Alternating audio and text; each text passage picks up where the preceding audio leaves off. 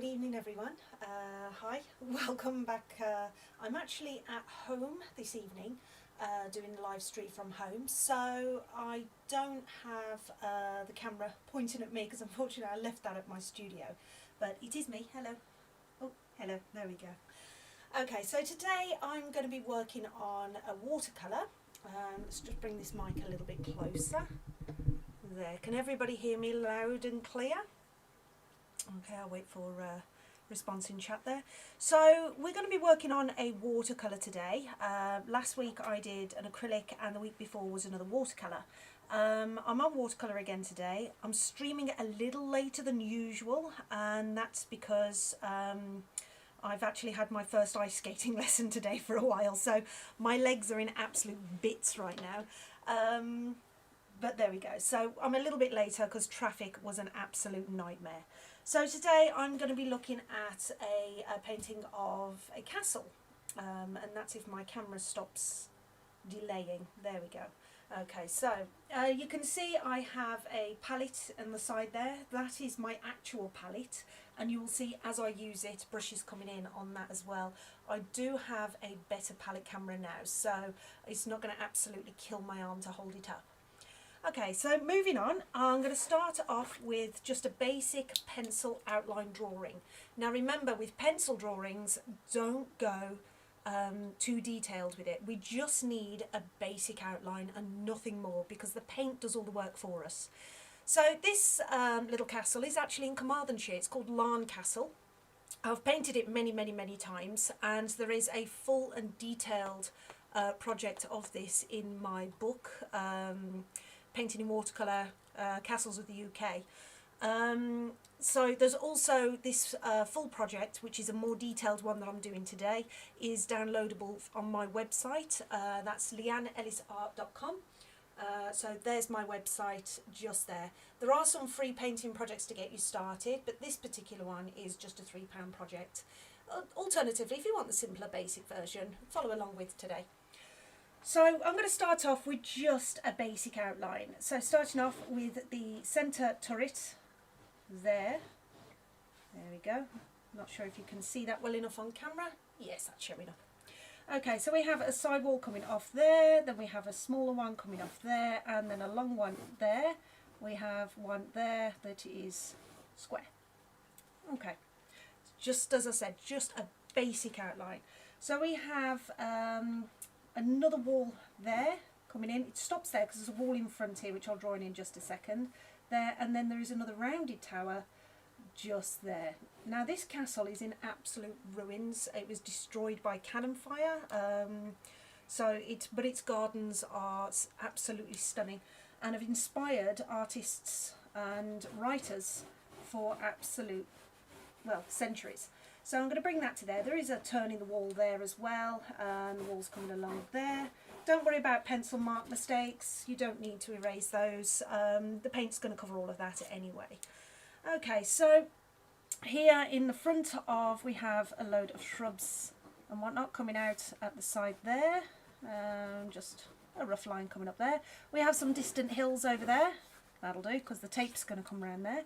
And a water line in the distance there, and get that a little straight. There we go. And here we've got the land edge coming in. We have a path coming around here. Let's get more pencil out. Path coming in around here and getting wider as you come further forward. There we go. So we can start to see some sort of layout of a castle sitting there. And we have a large bridge here, which is a stone bridge. As I say, I'm going to put all the details in later, and for now, pencil. For now, that will do. Okay. And there's going to be all grasses and all sorts and everything down here. Now I can sit and paint and draw all of the battlements, all of the windows and everything else like that, but we'd be here too long. So I'm going to paint those in just a second. Now that I've got my drawing on, I'm going to frame it with tape. So when you tape your drawing, I always tape after, because then that way I can decide, you know, where I want my tape to go. So put your drawing on first, tape up after. Now I'm using £140 weight bocking paper here, and I haven't pre-stretched it, so as you can see, I can bring that in, yeah, let's bring that in a little there. I haven't pre-stretched, and the reason I haven't pre-stretched is because I'm working on a complete vertical. Okay, so if you're working on a vertical, you don't need to pre-stretch it as long as you control that water. Okay, so bringing that down there, and there we go. Okay, don't forget, any questions or queries throughout this stream, just shoot a question, whether you're watching on Facebook or YouTube. I should see the comments coming up, and I'll answer as I go through. Don't forget, on YouTube there is a delay, so if I don't answer you for a while, that's because there is a delay. Okay, so we're going into the paint. So here's my palette. As I mentioned earlier, I do have a better palette camera now, so as you can see, it's much smaller than last time. So I'm not going to absolutely kill my arm in keeping this palette going. So as you can see, it is a live palette on the side of the screen there. Normally there's one of me in the bottom corner, but as I said, I'm painting from home this time, so you haven't got to look at my face. Okay, so starting off, I'm going to go in and pre-wet this entire sky area.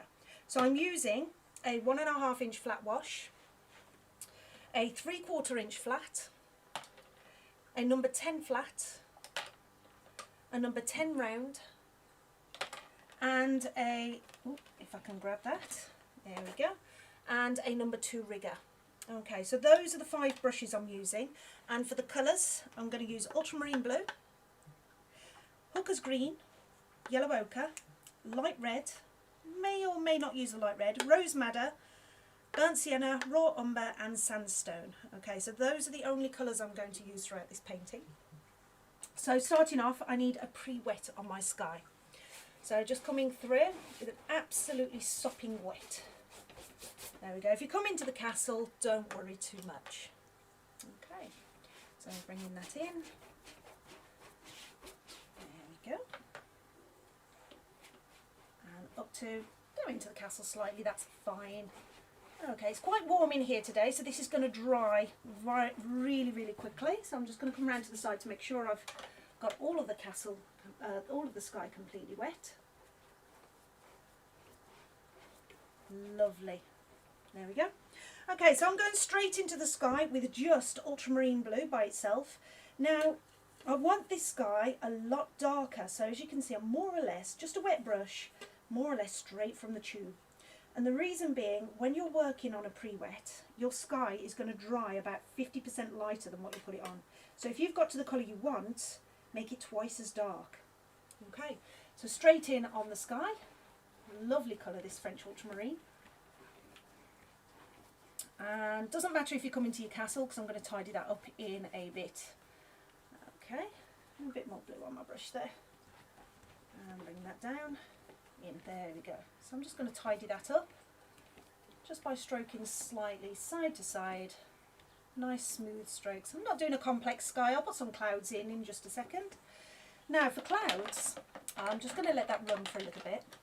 For clouds, you don't need absolutely loads. Now as you can see, I'm just taking out and tidying up these walls just with a clean damp brush. The sky is done exactly the same way. It is simply a clean damp brush coming out. I'm just double checking I'm not muted. No, I'm not muted. Okay. Oh dear, one of my previous streams I actually forgot to unmute for the first 18 minutes of the video. So, and you can check out that mistake because all the videos are saved on YouTube and also on Facebook as well as Twitch, Streamlabs, and yep, I think that's it. So there we go.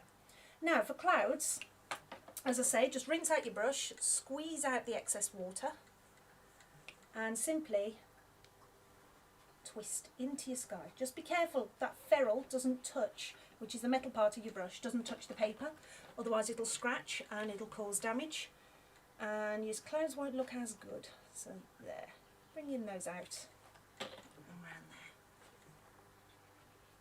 And I've got some distant clouds over the hills. Right, so some of those will bleed back in. I'm just going to reinstate some of those. And as you can see, it gives me the cloud shadow I'm after, it gives me the white fluffy. Let's get some more in the top there. Now don't play with this for too long, because what will happen, you'll end up with cauliflowers. As the paint dries and you're using a damp brush, the paint can actually cauliflower. So I'm just going to bring some down here, there. Okay, that'll do for clouds. Easy and simple. Okay, so again, just tidying up. I'm just taking out, using the clean damp brush, taking out all the sky colour out of my castle. There we go. Now ordinarily I start on the background and work my way forwards in a painting, but painting in demonstration means that I can't do that because I've got to keep painting. That doesn't mean that I'm going to go to my hairdryer and start drying the paper. If you do that, what can happen is you can break down that internal size in the paper. So as a result, your paper will go bitty and make it almost impossible to actually paint on. So, you know, don't go to hairdryers, let it dry. Let it settle down, yep, and you'll find that you'll be able to paint beautifully. So I'm going to move around this while that sky is drying. I'm going to go on to my 3/4 inch flat wash brush, and I'm going to come on to the path. So yellow ochre for the path, good and strong. There we go. Nice colour in there. Oh, this palette's so much lighter. Oh dear.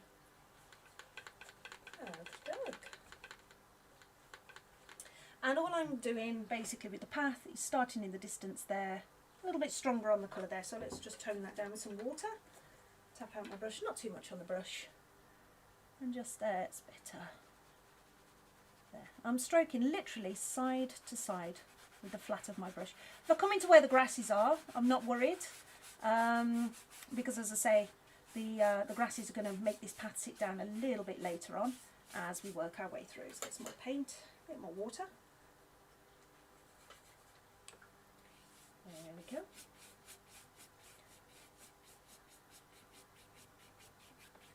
Lovely. Okay, so I'm going to add another colour to that a little bit later once that's dried. So moving around the painting again, you could either come to the water here or you could come to the grasses here. I like to do the grasses last, so I'm just going to check that castle. There we go, that's drying quite quickly. Like I said, it's very warm in here today because I'm not at the studio, I'm actually at home. And I did, as I say, forget to bring one of my cameras home with me. So I haven't got my little picture down in the corner there. So moving on to the castle. This colour here is sandstone, and it's coloured by the SAA. And it's an absolutely beautiful colour for stonework, for sand beaches. It's just a fabulous colour, to be honest. So I'm going to paint this in the whole of the castle. Okay, now I'm going to add more colours into this as I go. Just add more water to my brush. There. So I'm going to add more colours into that as I go. And we're going to really make this look an absolute mess. And then we're going to pull a castle out of it. She says, hopefully. Okay, so just fill the entire castle. Yeah, including this wall as well. So a bit more water, a bit more paint. Ah, lovely. Okay, we will need this to stay sopping wet. It's going to act as a pre-wet. Okay, because we're going to put all the other colours in while it's still wet. There we go. Add more water. So as you can see, just by the size, this is a 3/4 inch flat wash. You can actually see the size of this painting. It's quite a large piece of paper I'm using here. It's actually a half imperial sheet. So half a full imperial. So I normally just get an imperial sheet, chop it in half and tape it to the board. And because I'm working on a complete vertical, as I say, there's no need for me to pre-stretch. So if you're working flat, however, you will need to pre-stretch because the warbles will literally stop you from working. Okay, so now those colours are in, I'm going to just switch to my round brush for now, my number 10 round. And I'm going to start off with dropping some colours in. Now, I want the light on this coming in from the right. So I'm going to put all of my lighter colours, such as my yellow ochre here, to the right, and the tops, it's pretty much all the way across. We're going to be merging all of this in. Right, a bit more yellow ochre on there, a bit on there, because we've got a wall there, it's mostly in shadow, but you know, we'll put the shadows on later. Okay, so next I'm going to go straight into my raw umber. I've had to, because of my palette camera clipping on here, I've had to move my raw umber over and my burnt sienna. So normally they're there in the centre of the palette where my brown mix area is, and I've moved those over because my camera's clipped on. Okay, so I'm going to drop this in all over the castle. Literally just give the castle chicken pox. Okay, doesn't have to look neat. It's going to look an absolute mess. I love the castles at this stage. Okay, I'm going to drop in a bit of light red as well, because there is a bit of warmth in the brickwork to Leanne Castle. So this castle's in Carmarthenshire, and yeah, there's got a bit of warmth in the brick there. Okay, here we go. That's nice. Nice bit of light red. It's looking an absolute mess. That's what we like to see. Fabulous. Okay, and the same blue as your sky, so we're going with French ultramarine. Now as we get further forward in the painting, we're going to get lighter with the colours, darker with the colours as well, so that will give us our tonal recession. But obviously the castle is the main feature, so we need that to pop, we need it to stand out. So the blue is going to the shadow side of where the castle is, and it's going to the base for the most part. A little bit here and there all over, but mostly to the shadow and to the base of the castle. Let's add a bit more blue onto my brush. Lovely, practically straight from the tube. Oh, lovely. There we go. Okay, so now that we've made an absolute complete mess, the castle looks like it's got chicken pox of multicolours. I'm going to blend those colours in. So staying with my number 10 round, I'm literally going to blend. Now, not completely. Rinse out regularly and leave some texture on your brickwork. There we go. There.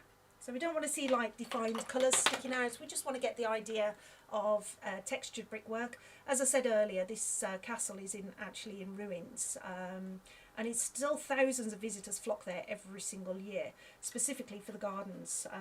I mean, the castle itself is very stunning. You can still see some of the old architecture there, despite it being in ruins, but it's yeah, I think it was cannon fire that destroyed it for the most part. So you can see we're starting to get a bit of shape now. So I mix some of my colours on the canvas, on the paper. Same with canvas as well, with acrylics. But, you know, don't be afraid to just get it on, get mucky, and enjoy. There we go. So you can see we're starting to pull a castle out of this now. Okay, so this is mixing on the canvas. The shadows will give it all depth and will start to bring it out a little bit more. I don't want a blunt and plain colour for this castle. It's got different depths, it's got stonework on it, it's got, you know, it's got actual character to it as well. So now, this piece here has come out beautifully light, so I'm going to use a clean damp brush just to take some out there, get some highlight in there. There we go. It's just simply pulling out that colour.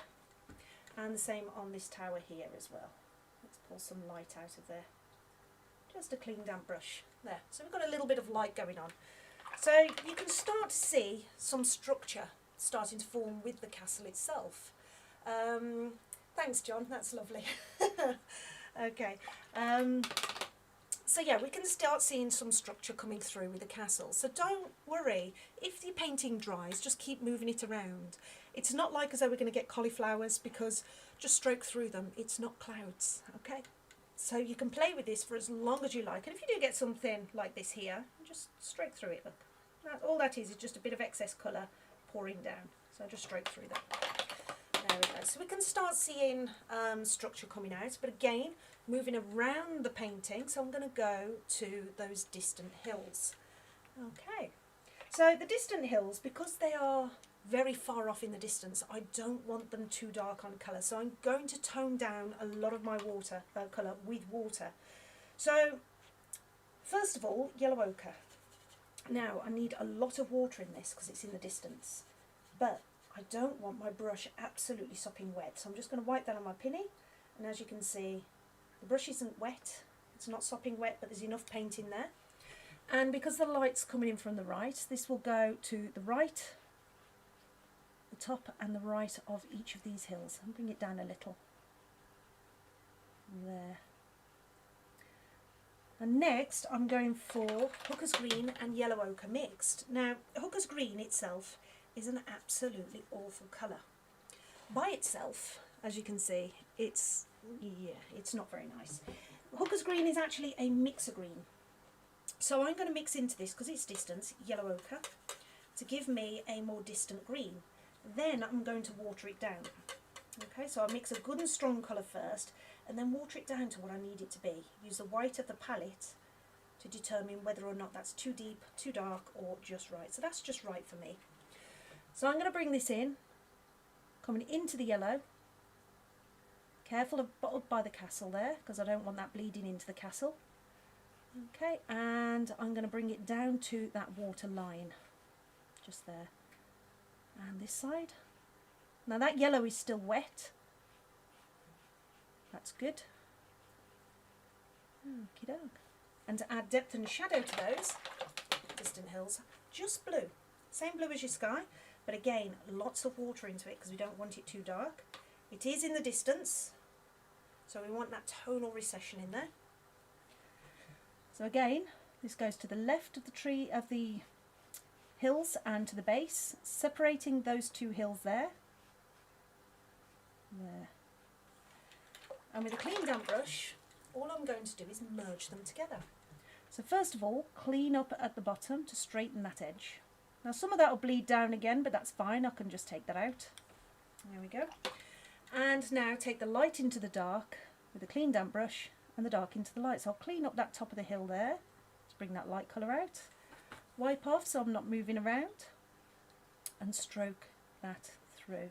We don't want any details at all on those distant hills. They are in the far distance, so we're not going to see anything. They're just there. Okay, there are trees and all sorts on those, but if we paint those in, we're just going to go into the realm of too much detail in the different distance and bringing it too far forward. So I've just added a bit more yellow into my brush, stroking that through, just like that. And again, keep playing with those until you're happy with the results. I'm happy with those for now because they are in the distance. I'm going to let it dry a little bit, and then I'm going to sharpen this edge up where it meets the water. And that's then so I can get the water in.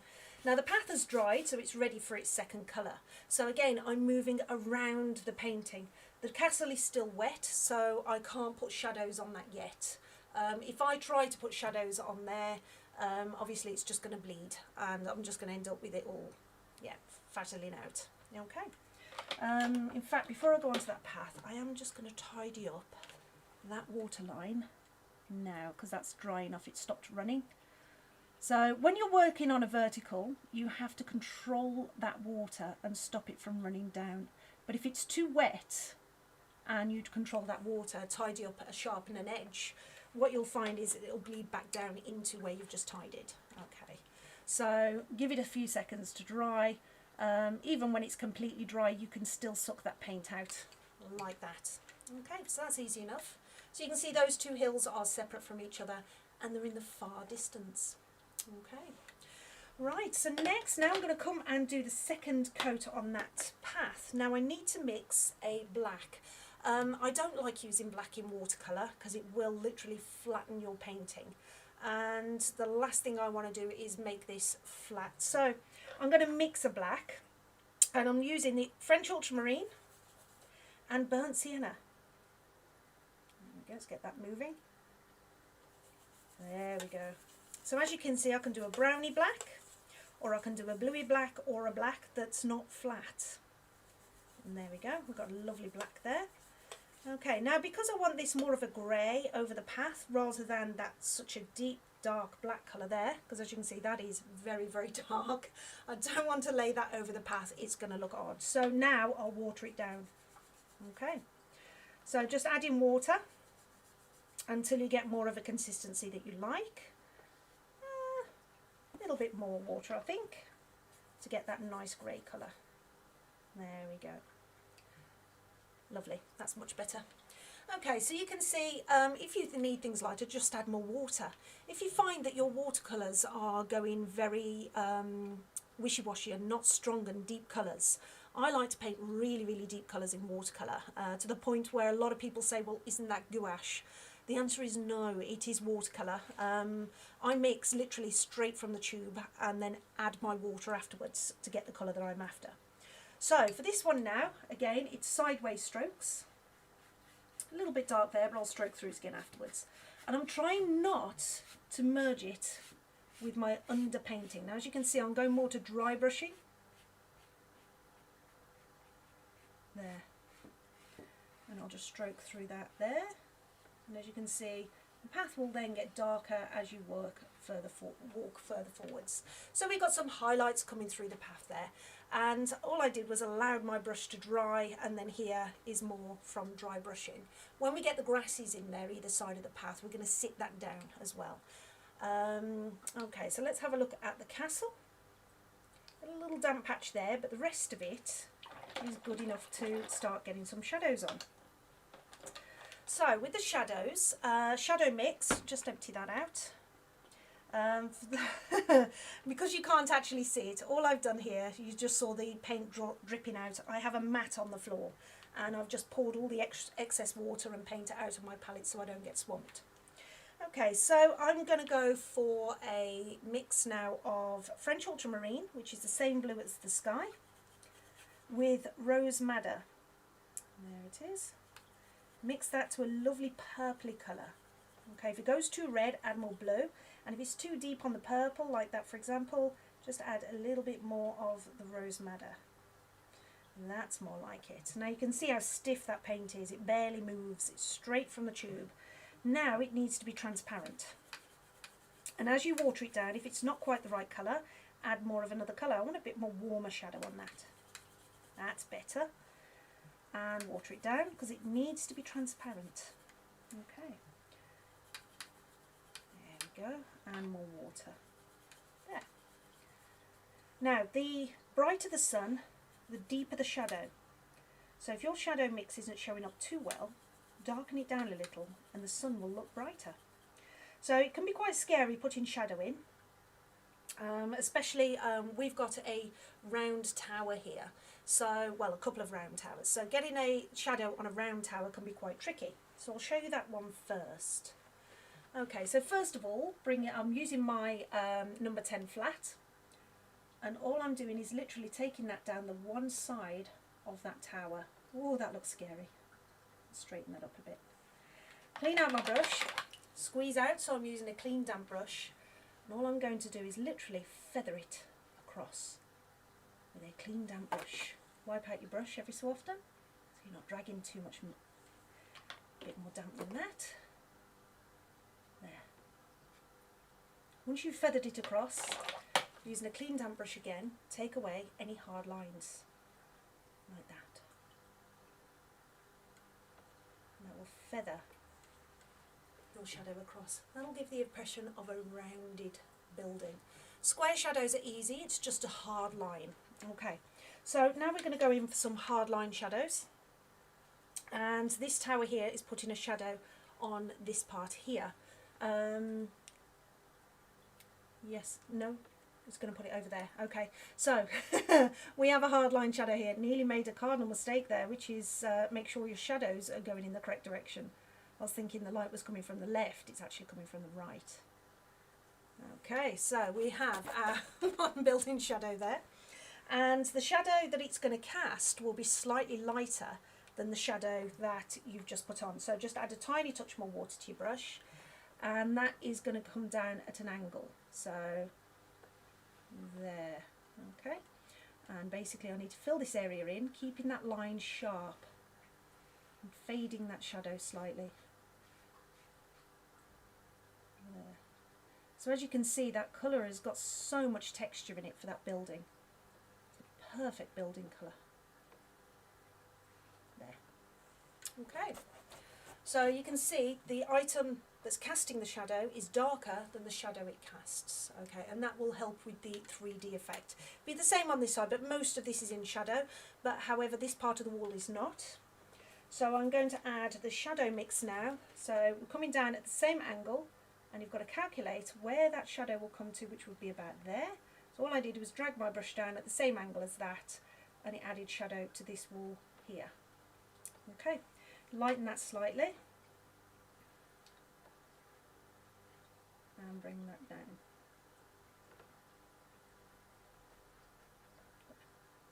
Sharpen the top of there. There we go. Oh, that's starting to bleed there a little.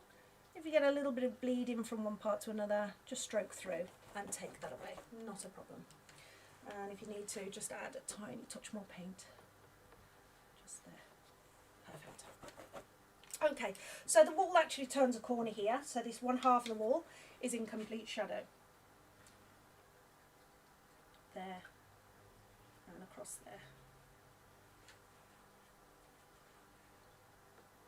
Got some really rich colours in this castle.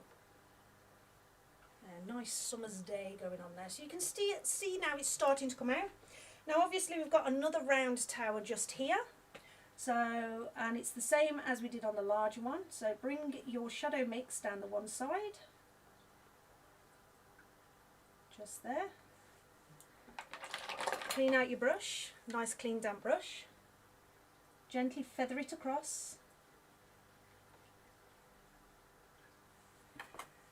And a clean damp brush again to soften it in. There. And you've made your tower rounded as opposed to square. This one on the end here is square, so I'm going to pop that one in now. It's not that much forward from the rest of the building, but there is a slight shadow line down here. So I'm going to bring that down, but it only comes to halfway down because it dips back in to meet the rest of the castle towards the base. I'll bring that in there, and that can go there. And now do you see what I mean about the pencil lines? All of my pencil, pretty much, except for the bridge here, have pretty much, for the most part, completely vanished. Okay. Now, obviously, we have battlements, yep, on the castle. So we're going to put those in next, and then we'll go to the windows that are on this castle. So again, just using the shadow mix, I'm going to darken it down so we're a bit more blue. And that's French ultramarine, a little bit more rose madder, a bit more than that. And you'll see I'll mix exactly the same colour as I had before, a bit more rose madder, still a bit on the blue side, a bit more. There we go. Lovely. So there, it's more or less straight from the tube, it's still not quite red enough. There. Ah, that's more like it. There we go, nice deep purpley colour. Okay, and I'm just going to add a tiny amount of water, not much water this time, because rather than it being a shadow as such, it is a shadow. It's a shadow of the battlements. So just a slight bit of shadow, and I'm not going to come onto this yet because it's still wet. So I'm going to come onto the lighter areas, and all I'm doing is literally just a line to give the impression. Using the corner of my number 10 flat brush to give the impression of the top of the wall. Okay, I'm still going to get this into shadow yet as well, but I wanted to get these in because this needed to dry a bit more first. Okay, there we go. So that will give you the impression of your I forgot what they're actually called, but battlements anyway. There is a specific name for them. Okay, so here we go. We're going to do the same on the castle. And obviously up here, they are pretty much in ruins. But there we go. So we'll add those in there. Those there, around the corner there. And there we go, so we've got the top of the castle coming through there, like that. Starting to add a bit more character to the castle itself. Okay, so I do need to get this area here in shadow, but these will run. So, because it's shadow mix, it doesn't matter, so I can add them in again afterwards. So I will do that now. And we'll pop that there. Lovely, because this whole area There we go. So we can paint those back in again after. If we've got to paint these ones back in, they have run slightly. It's not as warm as I thought in here then. There we go.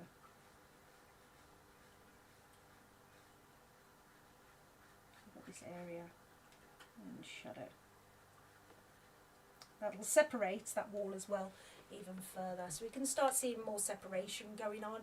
We can actually start seeing a castle pulling out of it. So for those of you that watched from the beginning, if you saw that blobbed mess at the beginning, you'll see now that it's starting to take a lot more shape. Okay, so if you do end up with a blobbed mess, don't worry about it. Quite often you can just pull a painting out of it. Just keep playing with it, keep going with it. If you finish a painting, you might surprise yourself. Okay, so I'm going to come down on to what should I paint now? Actually, these shrubs, these trees, I think I'll do those first. Now, these were far distant, so I mixed that green with yellow ochre. These are more in the foreground, so I'm going to mix with burnt sienna this time, because I want a deeper, darker tree. So, hooker's green, and this time I'm going to take some burnt sienna. Oh, lovely, nice and dark. Excellent. And I'm going to water that down. There we go. Nice colour. I will actually switch to my number 10 round for this one.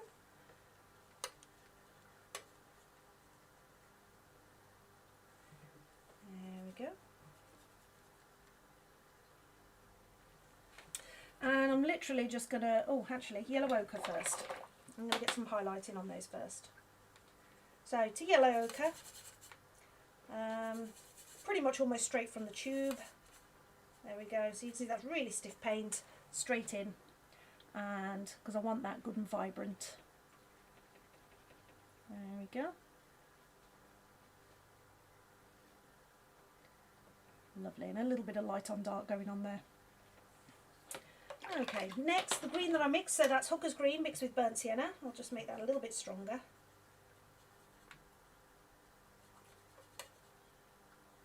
A bit more green in there, that's better.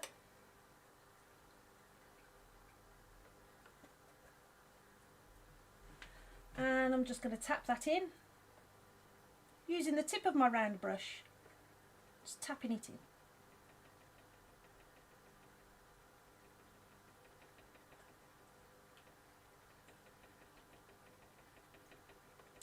Give some shape to these trees or shrubs.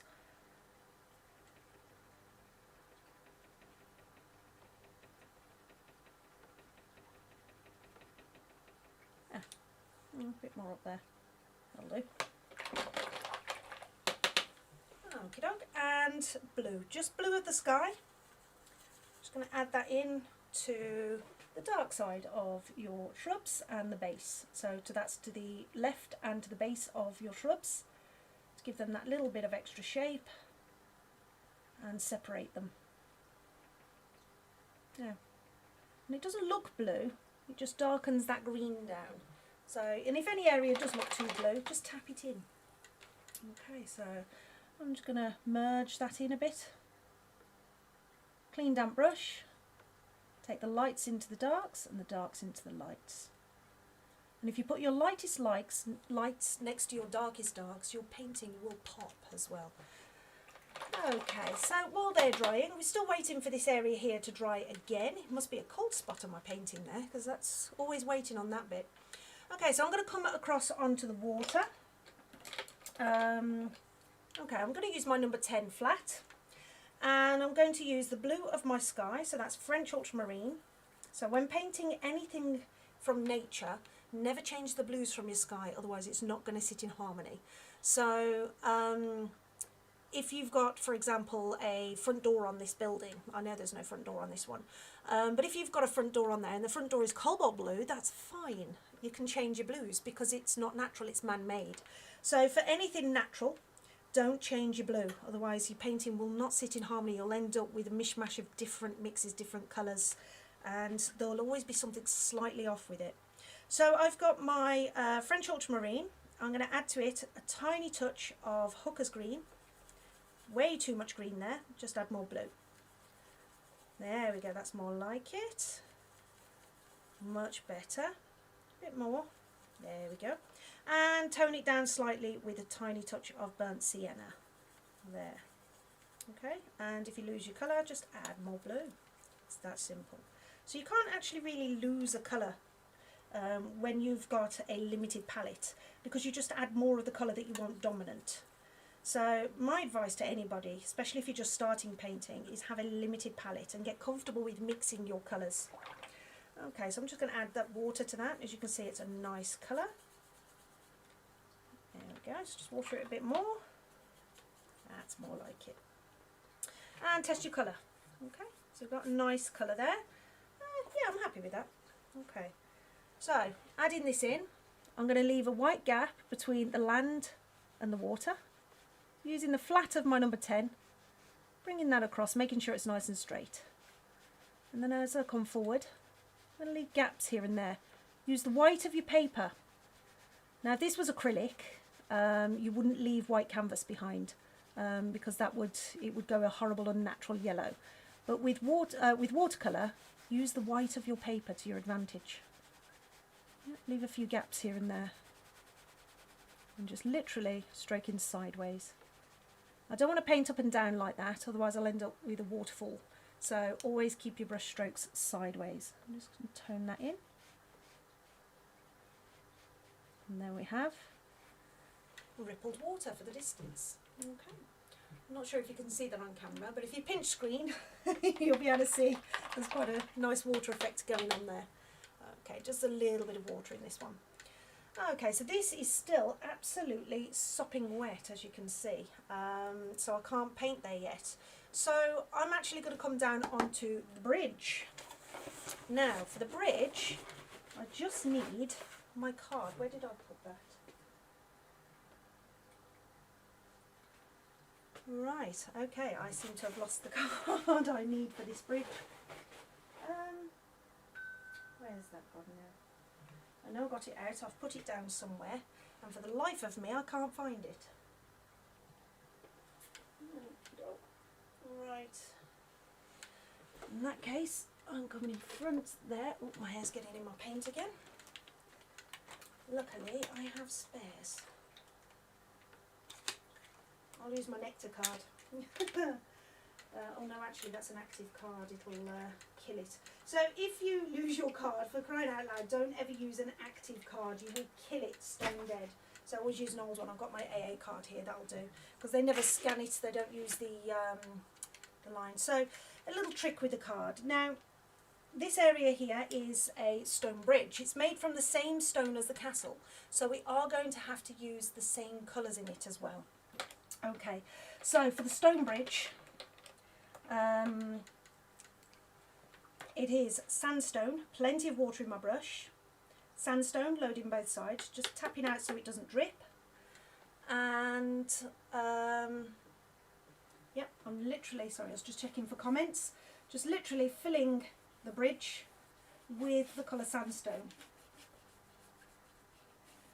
Okay, a bit more of that. There we go.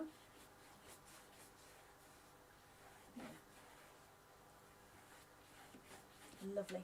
So the colours we put into the castle, first of all, yellow ochre. Now be gentle with this application because it is in the foreground.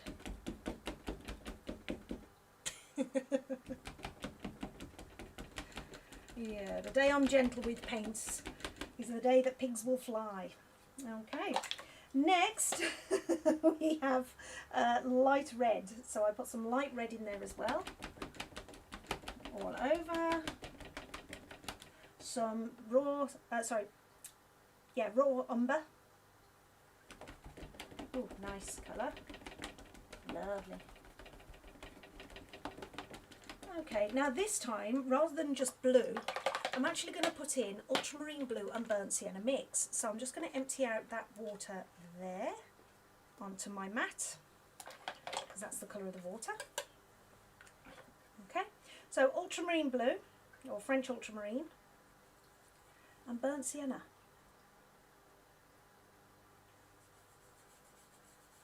Nice. Excellent, so we've got a nice black there. And we're going to pop that into the base, a little bit in the middle, just here and there, just plonk it on. Don't be too precious. Okay, that'll do. So we've got a nice blobby mess going on there. So now, using the corner of your card, there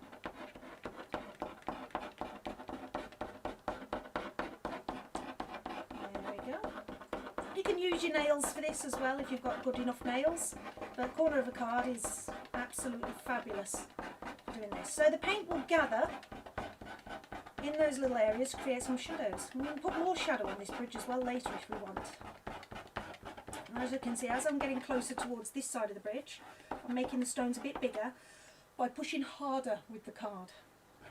Okay, push that little tiny bit harder with the card to get bigger stones. There. And just under the edge of the bridge here, you'll have the stones that come down. There. Yeah, how does that look on camera? Yeah, not too bad. A little bit there. Okay. And we'll tidy up under there in just a moment once that's dry. So, quite simple, easy little trick. We're going to put the top of the bridge on as well. We'll do that in a moment. We've got to wait again, as I say, working around the painting. So this area here is still wet. Don't be tempted to get your hairdryers out. And I've just found my original card. Oh well, there it is. I can see it. Never mind. Alright, so I'm going to move on to the building. Since I've got the black mixed up, I'm going to start doing some windows. So I'm going to mix this up a little bit darker. So more blue, more burnt sienna. Okay. A bit too much on the burnt sienna. Add more blue. There. So nice bluey black this time. So it's slightly on the blue shade. The other interesting way to mix black as well, that won't flatten your painting, is hooker's green and alizarin crimson, which I do have just there. But since I'm not using alizarin crimson in this as permanent alizarin crimson, because I'm not using that in this painting, I decided to mix my shadow using rose madder and ultramarine blue. But there is also a way to mix your shadow with alizarin crimson as well. But it's also why I'm making my black from ultramarine blue and burnt sienna. Okay, because I'm not using alizarin crimson in this painting, so I've used light red instead. Okay, so we have a window there, one there, and one there. Okay, how's that looking? Oh, we're starting to get a bit more features on there now. Okay, same on this one, but obviously smaller because it's further away. One there, one there, one there. There are two double windows down here, so I'm going to pop those in. We'll get back to the shadow mix down here in a second to reaffirm those things. There are some windows there. That's too wet, I don't want it bleeding. So we have a nice square one there, which is actually, it must have been like a lift door or something, because it's actually a door. And underneath it is all broken bricks down here. But we're not going to paint those in today. Okay, so on here we have a square there, or more of a rectangle. Okay, and the one that's over this side here still has its framework over, wooden framework. But again, we're not painting that today. As I say, when I'm doing demonstration, I always simplify the paintings. If you want the complex version, as I mentioned earlier, it is available on my website. It's also available in my book. So my website download, it's £3 for the download for the complex version of this, but you can actually see it on my website as well. It is, as I say, a lot more complex, and it's also a closer up view because this centre tower here is literally the main focus of the painting, so there's a lot more detail in it as well. Okay, so oh, we've got these little half semicircle type windows down here as well. There's 3 of those. There and there. Lovely. That's just using the tip of my brush. We're going to risk, yeah, we'll risk it. If it runs, I'll rescue it. So we've got a small window there and one just there. Okay, there's also one down here as well. Right. And we're going to push those into the building in just a while with some shadow mix as well, but we've got to let them dry first. So again, in the view of moving around the painting, I'm now going to come onto these grasses here. And for that, I'm going to go onto my 3/4 inch flat. Okay, so first of all, yellow ochre. And I want all the yellow where the light's going to be hitting. So need plenty of paint in that brush and lots of water as well, because we're going to fill a larger area. So plenty of paint and plenty of water in there, because we need this to stay wet. Okay, so we're going to have some highlight coming through here, up to the path, and have some highlights here, edging the path slightly. We'll edge it better with the green once we get that on, and we're going to have some highlights coming out here, a bit more paint, a bit more water. So from there, so you can see I'm following the highlights on the building. Okay, next I want Hooker's green and burnt sienna mixed. So Hooker's green and burnt sienna. Nice mix there, a bit more on the burnt sienna. There we go. And plenty of water in there. Okay, there we go. So water that down. My palette always ends up in a beautiful mess. And we're going to pop that in there, here. Don't be afraid to leave bits of white paper here and there. Come into your yellows a bit, merge it there up to the castle. Edge the path properly. You start seeing that path will sit down in just a moment. And under here, bring that through. And merge it in gently. So I'm just going to go to a damp brush, and all I'm doing is taking the light into the dark, wipe off regularly, and the dark into the light. Okay, so stroking through very gently. I'll put a bit more green in there actually, a bit more water in that because it's in the distance.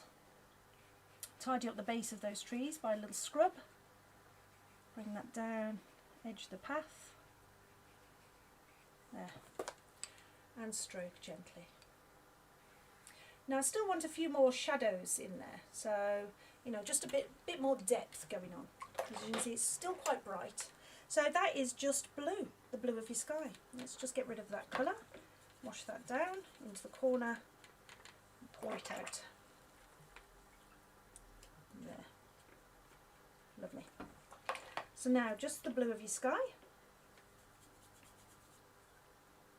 And I'm going to add that in where I've got shadow.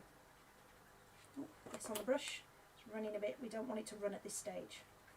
So we've got shadow coming off there, we've got shadows coming off there, there'll be a shadow at the base of the wall all the way across. There, there, there. Okay. And I'm just going to flick up, oh, bit of paint in the brush. Do some little tiny mini flick ups with quite a dry brush onto the edge of the castle. There. Lovely. And add a little texture. Did this last week in acrylic. Just as effective in watercolour as it is in acrylic. Okay, so all I'm doing is using my nails to scratch. Don't want too heavy at this one. Just a little bit of texture.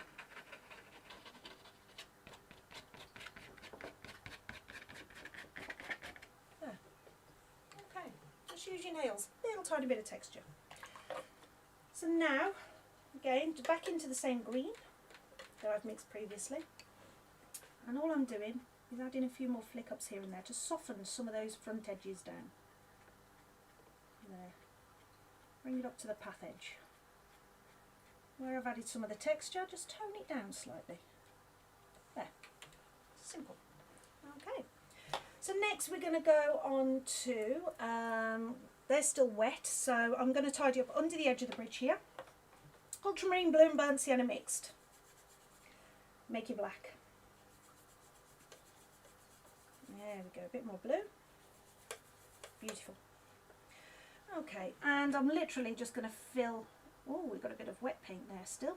It's pooling because of the amount of paint I scraped. Might have to go over that again. Surprised that didn't drip actually with the amount that's there. Right, let's tidy that up and pull that out. There. So I'm just going to pull this paint out because it's got sand in it, so it's going to lighten any colour that I put on there. There, so pulling that out. And now replace it with the black. There we go. Lovely. And we can darken that down if we need to once it's dried.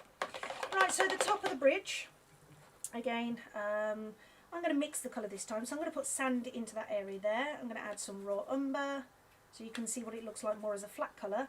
Yellow ochre, touch of light red. So that's what the colour looks like that I've put on the castle.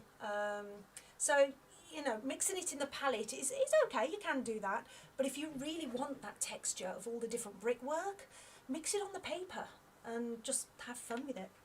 Okay, so that colour is a little bit on the pinky side, so I'm going to add more of that and more of the yellow ochre. Okay, there we go, that's better. There. And I'm going to add that in to the top of the bridge, which we're going to shadow under in a minute. So it's just differentiating it slightly from the path. There, we're going to get some grasses down there in a sec as well. There, so we're going to make that sit down as well on top when we separate that bridge. So only a few last bits and bobs to do on this one now. So we're going to change that in just a sec. For now, I'm going to go back to my shadow mix and my number 10 round. That's the shadow mix again on this painting is French Ultramarine and Rose Madder. Plenty of Rose Madder into the mix. We want a nice purpley colour for that shadow. There we go. And water it down. We need it transparent. Lovely. Okay, so some of those tops of the castle that were disappearing before, I'm going to pop those back in. So we've got them there. There, and we've got them there. Okay, easy enough. And now we're going to do the shadows on the windows. Now, to make something sit into a building, the state of my nails, your shadows need to be to the top and to the side the light's coming from. So on this occasion, the right. If they were sticking out, it would need to be to the opposite side of the light, which would be the left and the underneath. These windows are all into the building, so we're going to shadow them top and right of each of those windows. And it is too much on the brush. Simply just a stroke across the top. It might not show up too well on camera, but what that'll do is push it into the building. So I don't know how well that's actually showing up on camera. There. And again there. Making sure that all of these windows are pushed in to add that extra 3D effect. There. And as you can see, I've got plenty of paint in my brush. I haven't had to reload yet. Believe it or not, this is a synthetic brush. Sable do not survive my painting. I mean, you've seen how rough I am with my mixing and the way I literally just batter my painting. If I was using the best quality sable, I'd have killed it by now. Okay, so I've got a few more here to do, and there is actually a tree which I didn't draw in, so I'm going to pop that in just a sec. There's kind of like a bush here, and there's a tree here. So I'm going to pop those in while I'm waiting for that bridge to dry. Then all I've got to do is the underneath there again to sharpen it, and the last of the foreground grasses. So this painting is nearly complete. More digital painting. Oh, thank you, Noel. Yes, we love our digital art. Did you? Yes. We've got more digital painting coming up in about 3 minutes, so hold on for that. So, right. We're going to go straight into raw umber, and I'll go for the yellow ochre first. I need the highlight on the tree. Yeah, I'll stick to my round brush. I'm going in with the yellow ochre. More or less straight from the tube, just enough water in it to make it move. There we go, good and strong colour, that's what we need. And I'm going to pop that in to the right of where I want my tree. That'll do. Nice. To the top and to the right. There.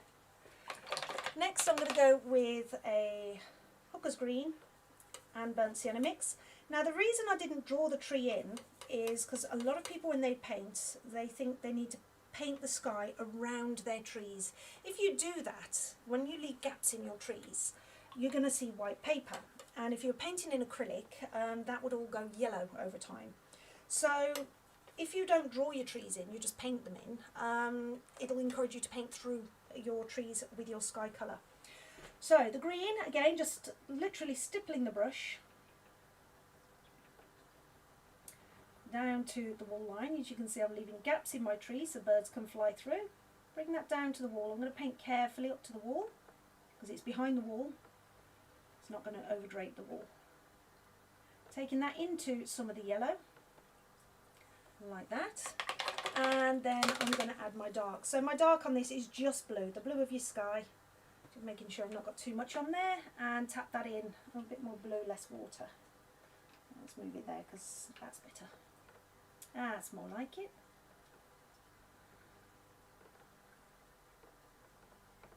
There, so bringing that across the bottom. I'll place it behind the wall. Now the part that our Nola's been waiting for, which is the digital art, digit.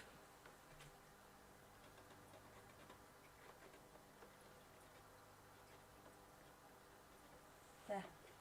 Scraping the boughs on the trees. I don't know whether that's showing up on camera or not, because my view of what you can see is very, very tiny. So, but that's one version of digital art. We'll get even more in a minute. We'll play piano with digital art in a sec. So, right, my palette cam is spinning. There we go. I think I knocked that.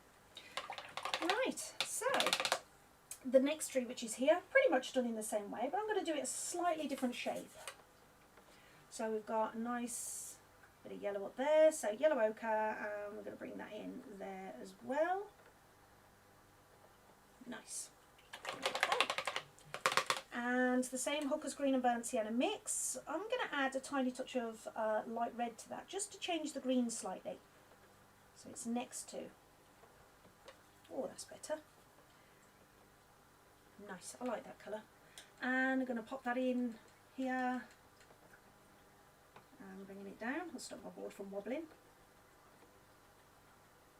And carefully down to the wall. So it's behind the wall. Now you can paint this in first and put the wall on afterwards, but I was mostly waiting for the sky to dry. There, so bringing that up there, taking it into the yellow. Yeah. Bit of an odd shape, I know. Let's get that, that bit there, that'll do. And same again with your blue, so blue of your sky for your darks.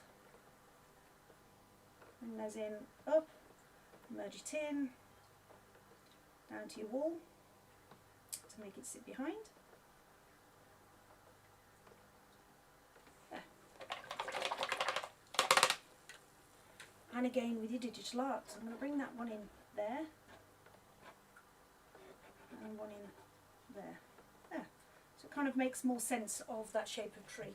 Now you can push some of those back into the tree just by tapping it. There. So I'll sit behind there. So it's kind of like more of a cluster of trees. Okay, I don't like that gap there though. I'll just feather that in so there's a tree in the distance behind it. That'll do. A bit of paint in there. There we go. Lovely. Okay, so the last thing to finish off now is obviously finishing off this bridge. Now, and then the foreground grasses. Now the bridge is actually relatively easy to do from here. So first of all, we've got plenty of shadow mix still left here. I'm just going to add, no, that's actually the perfect consistency. And I'm literally just going to drag it across the bridge. Okay. And dry brush that across. Don't stroke too many times because you can lose the detail in your bridge. Okay. And then underneath the handrail here is going to be an extra dark shadow line just coming in there. like that. Okay, so that will sit the top part down. Let's darken that underneath, so Ultramarine Blue and Burnt Sienna mix to make it the black. Lovely. And we can get that on a bit thicker now. Oh, that's better. And it won't run. Yeah, good and dark.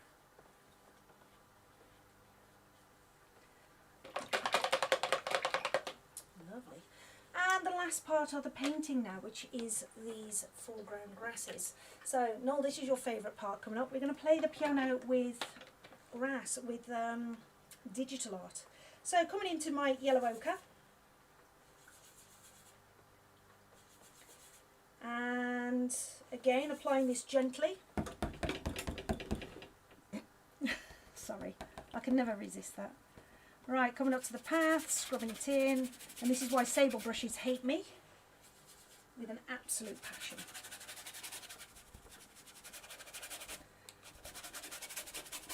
There. Plenty of yellow in there. Hooker's Green and Burnt Sienna mix. Get it in there, nice and dark. There we go. Oh, nice. I like that colour. Straight from the tube, more or less. Fabulous. Bringing that up onto the bridge. There. Carefully to the top of the bridge. There. Because if you, and also onto the water there. If you've got too much paint, you run the risk of flicking your paint all up into your sky. And after you've worked so well and hard on that sky, the last thing you want to do is splatter it. If you do, turn them into birds. It's normally when you're painting on location that you end up with flies that turn into birds. Easy enough. I was actually painting one not long ago. It was a few years ago now, actually, thinking about it. It was up at Clent, and I was doing an acrylic up there. And I was really enjoying this painting.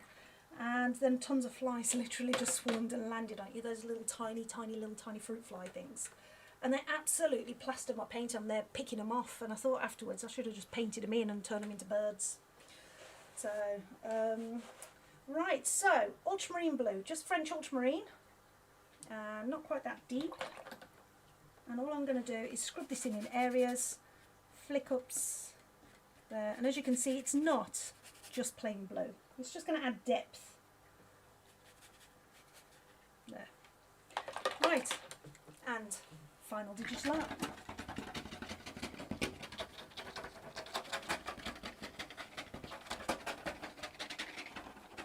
Add in your highlights.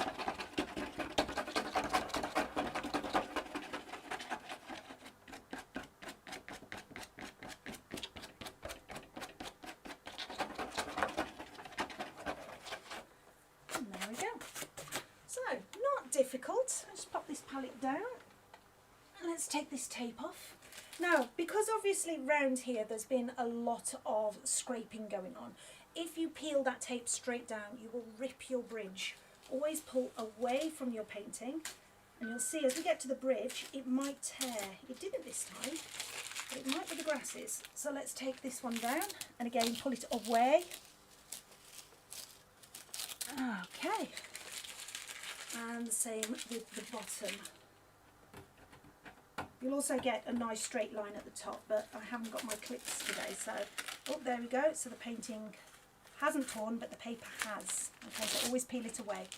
Otherwise, if you've worked hard on your painting and then all of a sudden you can't frame it because you've torn up into your painting, if that happens, just raise the borderline of your painting and chop the bridge out, for example, and you've still got a nice painting. So don't panic about that. Okay, now it's not an overly complicated painting to do. This particular scene is actually further away than the one that's in my book and also on my website as well. So if you are interested in this, you're welcome to use this live as a workshop to do the simplified version. But if you'd like to have a go at the complicated one, as I say, it is available at leanneellisart.com and it's just £3 for the project to download. In fact, if I just take that off there, so you can see the white border, and there we have it. Okay. Now, as you can see, I haven't got warbling going on. Yeah. And I didn't pre-stretch that. And again, that is literally simply because I'm working on a complete vertical. Okay, so I hope you've enjoyed this project today, and it's only a quick one this week, and I hope to see you again soon. I am a bit later this week because I had an ice skating lesson, because they've started again now. So next week will probably be about the same time as this week. All right, I hope to see you all soon. Thank you. Bye.